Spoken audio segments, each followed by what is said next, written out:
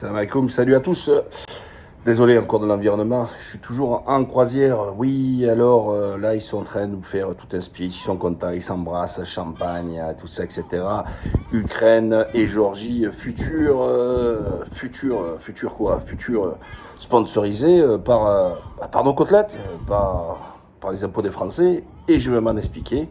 C'est une catastrophe. Tout ça pour faire plaisir encore aux Américains. Je vous rappelle qu'on avait accueilli 11 pays d'un seul coup de l'Est qui n'avaient même pas les standards de l'Europe. Enfin, de l'Europe, on parlait de l'Espagne, de l'Italie, de l'Allemagne, de l'Angleterre, tout ça, etc. à l'époque. 11 d'un coup, et on s'est fait tuer. Alors on s'est fait tuer économiquement, parce que Macron défend pas les Français, Macron défend les oligarques, les premiers de cordée. Pourquoi? Parce qu'ils nous ont pris des gens, des pays avec une telle différence de niveau, de situation sociale et économique, qui fait que d'une part, on est obligé dans notre dotation européenne, comme nous sommes considérés comme des pays riches, de donner plus et recevoir au moins en tant que fraternité. Donc on a engraissé ces pays pour augmenter leurs standards, etc. Et d'autre côté, en remerciement, aux industries, pas aux Français bien sûr, d'envoyer leurs salariés détachés, c'est-à-dire des gens qui touchent 3 cacahuètes, une pirouette, une noix de cajou, pour venir travailler en France, et ainsi faire encore des économies de coûts. Voilà. Et là, ils nous annoncent quoi? Attendez, on ne parle pas des pays qui sont rentrés, qui sont à 3 millions, 4 millions, 5 millions d'habitants. On parle d'un pays qui est presque de 50 millions d'habitants concernant l'Ukraine. Ou à l'époque, vous pourrez venir mes anciennes vidéos, il y a plus d'1 an, ou 2 ans, ou 3 ans, etc., où je m'étais offusqué quand on a seulement libéré les visas pour les Géorgiens et les Ukrainiens. Les faits m'ont donné raison, parce qu'en fait, qu'est-ce qui est passé? C'est que comme les Polonais, ils ont augmenté un peu leur salaire, et ils nous ont envoyé leurs salariés pour qu'ils aillent prendre le steak des Français, l'emploi des Français, pour encore une fois, pour travailler pour dessous, et ils avaient besoin de main-d'œuvre. Et donc, comme ça, les Ukrainiens, ils pouvaient venir sans visa, venir faire le taf que les Polonais ne pouvaient plus faire, puisqu'ils ils touchaient plus que. Bon, attention, on parle des salaires de 350 € par mois, 400 €. On ne parle pas de salaires exorbitants. Donc.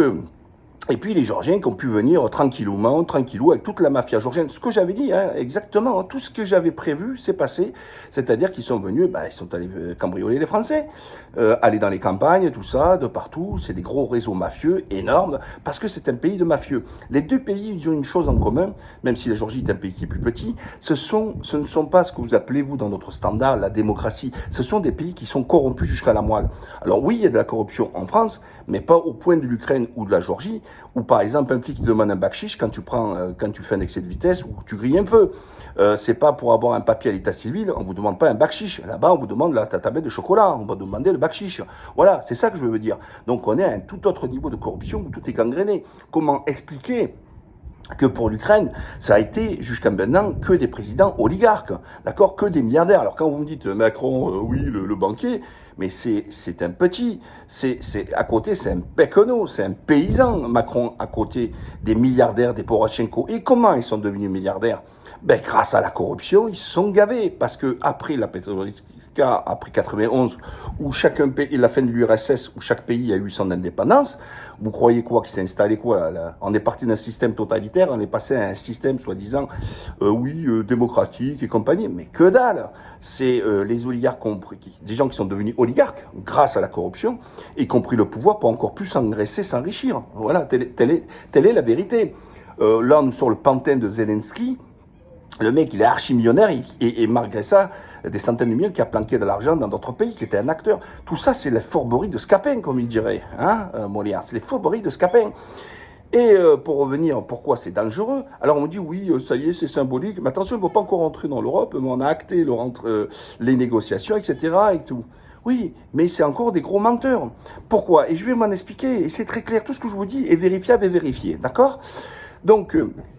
quand on accepte votre principe d'adhésion à l'Union européenne, vous devez avoir un certain nombre de standards, ce qu'on appelle des chapitres.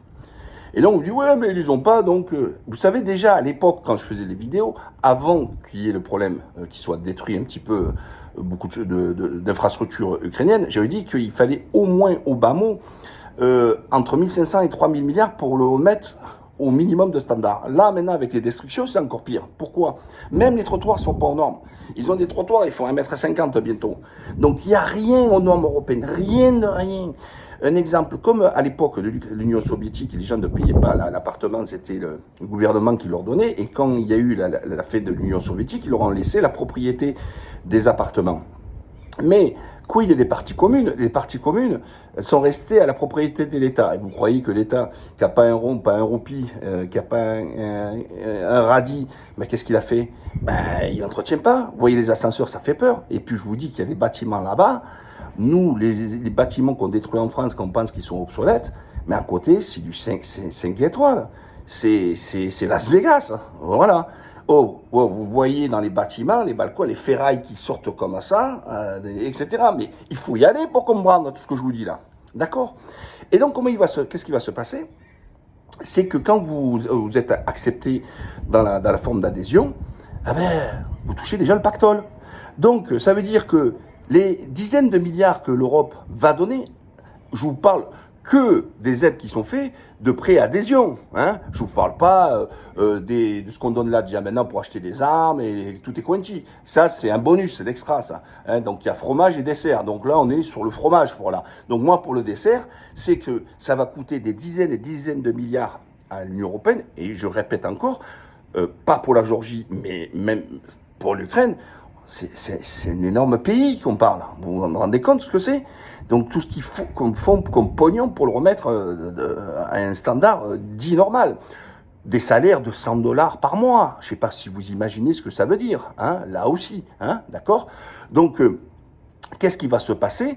C'est que la France, elle doit donner à peu près 26-27 milliards actuellement, parce que le fait que les Anglais, qui étaient le deuxième plus gros contradicteur, les Anglais, ils ont le nif, ils ont le nez.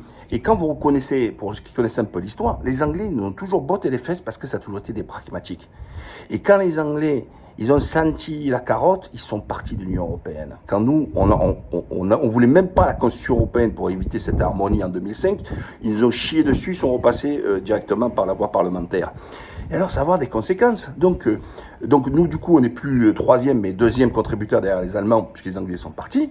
Ça veut dire qu'on va donner encore beaucoup plus de participation au sein du budget de l'Union européenne, et pour le mieux redistribuer à l'Ukraine et à la Géorgie. Eh oui, mon kiki. Donc, comme vous voulez que des pays qui tournent à 100-150 balles par mois, on augmente, qu'ils ont besoin sur le plan infrastructurel, tout ça, etc., qu'est-ce que ça va être? Alors, qu'est-ce qui va se passer? On va permettre encore... Alors, on nous dit, les autres, oui, quand on aide les pays, on s'y retrouve parce que on dit que ça va, en augmentant leur niveau de vie, ce qui est pas faux théoriquement, je dis bien théoriquement, en augmentant le niveau de vie, ils vont pouvoir consommer plus et puis ils pourront plus exporter. Et puis, ça, c'est la théorie pourrie qui vous ont vendu. La réalité, ça a été quoi? C'est que nos entreprises, quand elles ont vu que d'autres pays sont entrés dans l'Union européenne et donc on se retrouvait avec un seul et même ensemble, un seul et même groupe, qu'est-ce qu'ils ont fait? Ils ont quitté la France pour aller s'aller dans les pays, pour aller en Pologne, pour aller en Roumanie, pour aller en Bulgarie, etc. et bénéficier de cet espace commun économique. Vous voyez? Donc, soi-disant, la France, les entreprises ont bénéficié, il y a que rien. Et alors, ça se traduit comment? Avec des mois, chaque mois, depuis des années, de records de déficit commercial. Et je rappelle, qu'est-ce que c'est un déficit commercial? Ça veut dire que nous importons, donc nous achetons plus que ce que nous vendons.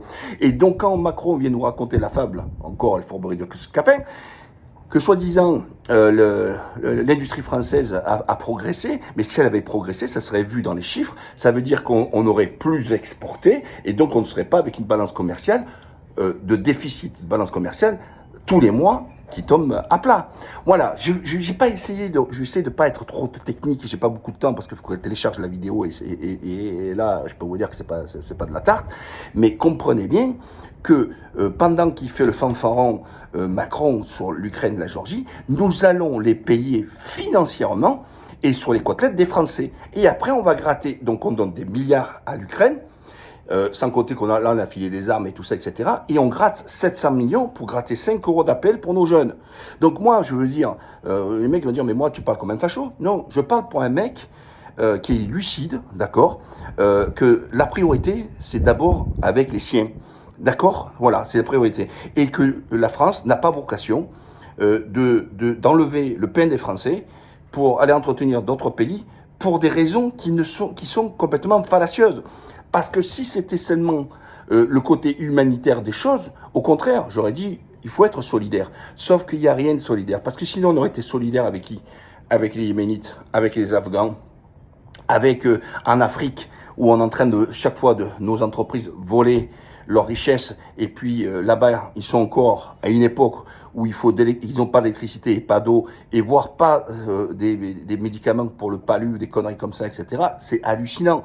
Donc vous l'avez bien compris que tout ça, c'est pas au service, soi-disant, humanitaire, c'est au service des intérêts des industries. Putain, j'ai l'impression que je suis devenu un mec d'extrême gauche en parlant là. Mais je suis toujours un mec de droite. Mais la droite, c'est la justice et l'équité. Et là, il n'y a rien de droit, il n'y a rien de juste, il n'y a rien d'équitable. D'accord?